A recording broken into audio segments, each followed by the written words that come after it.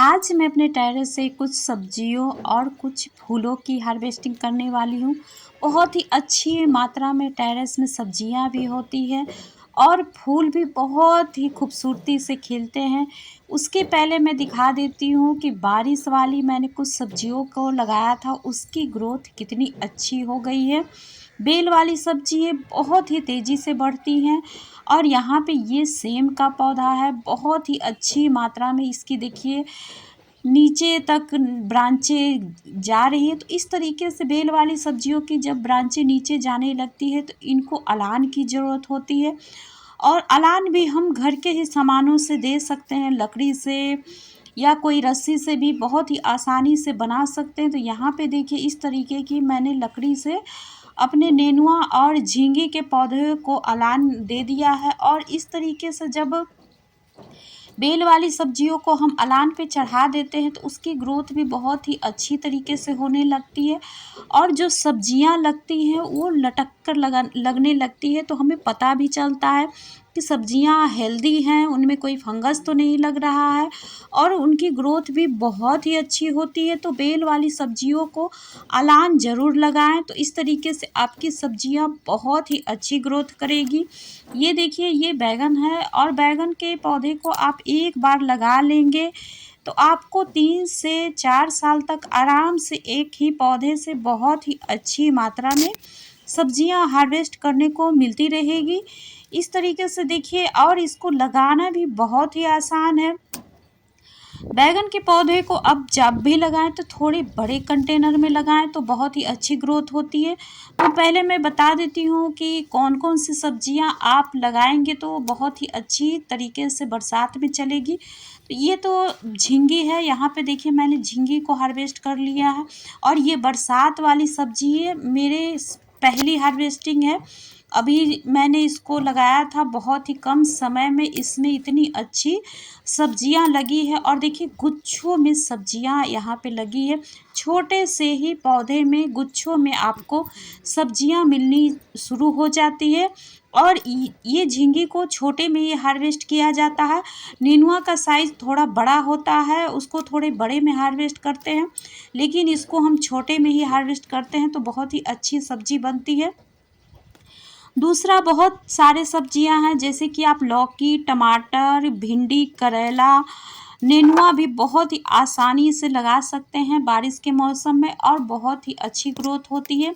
ये देखिए मेरे पहले की ये भिंडी के पौधे लगे हुए हैं और बहुत ही अच्छी मात्रा में इससे भी हार्वेस्टिंग करने को मिलती रहती है। तो आप सबसे पहले तो टेरेस में अगर गार्डनिंग करना चाहते हैं तो बहुत ही कम बजट में आप शुरुआत कर सकते हैं।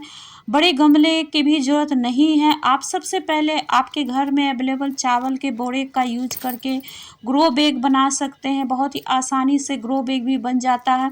उसमें आप मिट्टी भरकर बहुत ही आसानी से सब्जियां उगा सकते हैं और मिट्टी भी आपको ऐसा नहीं है कि बहुत ही ज़्यादा मात्रा में मिट्टी चाहिए। मिट्टी आपके पास धीरे धीरे ही आपके पास बहुत ही अच्छी मिट्टी बनती चली जाएगी। आप ग्रो बैग में अगर कोई सब्जी लगा रहे हैं तो सबसे पहले नीचे सूखा डालें, उसके बाद आप किचन वेस्ट डालें, फिर सूखा डालें। इस तरीके से जब आप लेयर बाय लेयर सब्जियां उगाने के लिए मिट्टी बनाएंगे तो आपके पास बहुत ही अच्छी मात्रा में खाद भी धीरे धीरे बनता चला जाता है। तो ऐसा नहीं है कि हम टेरेस पे सब्जियां उगाएंगे तो बहुत ही ज़्यादा मात्रा में हमें पैसों की ज़रूरत है, बहुत ही महंगी खाद जब हम इन सब्जियों को देंगे तभी हमें सब्जियां मिलेगी। अगर हम टेरेस पे सब्जियां उगा रहे हैं तो केमिकल फ्री ही हम सब्जियां उगाएंगे और बहुत ही हेल्दी सब्जियां हमें खाने को मिलेगी। ये देखिए मैंने दिखाया टिकोमा प्लांट बहुत ही अच्छी ग्रोथ कर रही है। तो ये भिंडी भी की हार्वेस्टिंग भी हो गई है और बारिश के मौसम में बहुत ही जल्दी बेल वाली सब्जियों पे फंगस भी लग जाते हैं। तो इसके लिए भी हमें कुछ महंगी स्प्रे कीटनाशक खरीदने की ज़रूरत नहीं है, बहुत ही आसानी से घर में ही अवेलेबल हो जाते हैं। उसके लिए हमें बहुत ही आसानी से मिलने वाला राख है, लकड़ी का हो या कंडे का राख हो, उसका यूज जब हम बेल वाली सब्जियों के पत्ते पर छिड़क देंगे तो बहुत ही अच्छी मात्रा में कीटनाशक और उर्वरक दोनों का ही काम करता है। तो ये देखिए बहुत ही कम बजट में गार्डनिंग करने का हमें बहुत ही आसानी से सारी ही चीज़ें अवेलेबल हो जाती है। तो देखिए मैं कुछ फूलों की भी हार्वेस्टिंग कर लेती हूँ। और इस तरीके के बड़े-बड़े साइज़ का अगर आपको फूल चाहिए तो ऐसा नहीं है कि इसके लिए भी हमें बहुत महँगी खाद चाहिए। और देखिए मैंने ये वाला गुलाब मेरा कुछ हाइब्रिड है, तो इसको मैं अभी रहने दे रही हूँ, इसको मैं हार्वेस्ट नहीं करी क्योंकि यह 2 से 3 दिनों तक पौधे पे ही बहुत अच्छी तरीके से खिला रहता है। तो ये हाइब्रिड को भी मैंने ग्राफ्टिंग की थी और बहुत ही अच्छी मात्रा में इस पे बड़े-बड़े साइज़ का फूल आता है। और यहाँ पे देखिए मैं कुछ देसी और हाइब्रिड गुड़हल की भी हार्वेस्टिंग कर ले रही हूँ। तो इस तरीके से टेरेस में बहुत ही अच्छी मात्रा में फूल भी ग्रो किए जा सकते हैं और बहुत ही कम बजट में मैं गार्डनिंग करती हूँ।